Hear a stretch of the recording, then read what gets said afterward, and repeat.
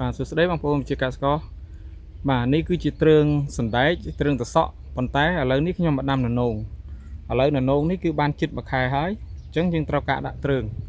ព្រោះទ្រឿងនេះយើងមិនអាចឲ្យននោងធ្វើការឡើងឲ្យផ្លែឲ្យយើងបានទេយើងត្រូវដាក់ចន្លោះកណ្ដាលនេះណាបាទចន្លោះកណ្ដាលនេះអញ្ចឹងគិតមើលមកតែយើងគួរដាក់មិនបងប្អូនដើម្បីវាងាយស្រួលអញ្ចឹងណាបាទហើយចន្លោះកណ្ដាលហ្នឹងគឺយើងត្រូវដាក់ហើយបាទហើយ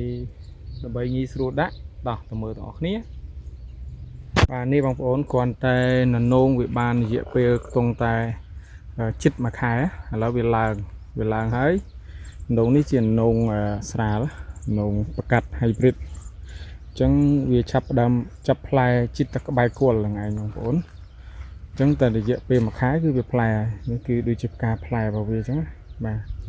អញ្ចឹងតិចទៀតវាឡើងស៊ុបទ្រុបអញ្ចឹងយើងត្រូវត្រៀមទ្រើងហើយឲ្យវារាំងយឺតផងមិននេះណាវាសាអត់មានពេលវេលាអញ្ចឹង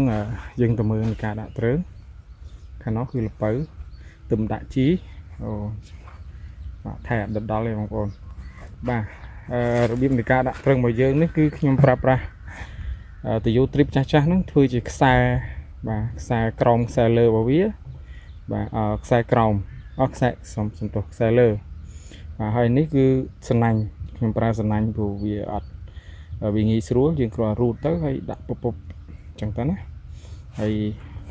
មួយទៀតគឺយើងមានកថាំងសម្រាប់ជន់ឡើងដាក់តោះនេះទៅមើលបាទអញ្ចឹងពេលនេះគឺយើងចាប់ផ្ដើមរៀបចំ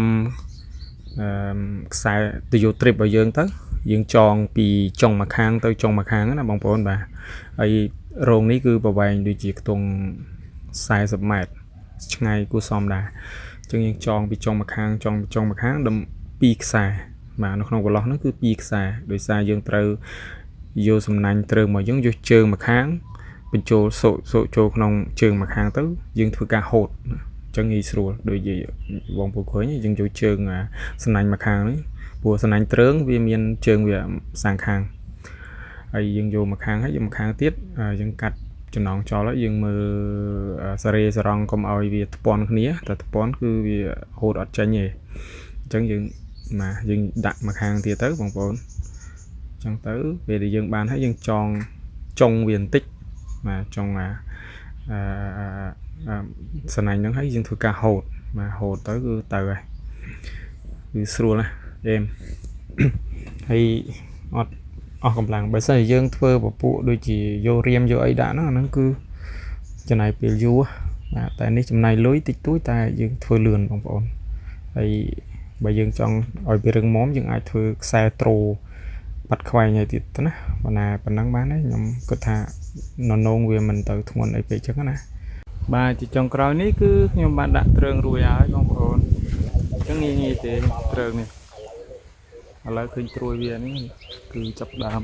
ឡើងល្មមហើយត្រួយនេះធំល្អណាបងប្អូនអូខេអញ្ចឹងចន្លោះរងនេះគឺយើងដាក់ទ្រើងនោះក៏ដាក់ហើយដែរបាទវាឡើងល្មមវារាំងធំបន្តិចអត់អីទេឥឡូវយើងនេះបានធ្វើរួចហើយប៉ុន្តែមកដល់នេះវាសល់អញ្ចឹងយើងត្រូវកាត់វាចោលទៅមានកាត់ចោលទេគឺកាត់យកមកប្រើទៀតដាក់មកជួរទៀតបានណាស៊ីផុយតែម្ដងអូខេឥឡូវនេះយើង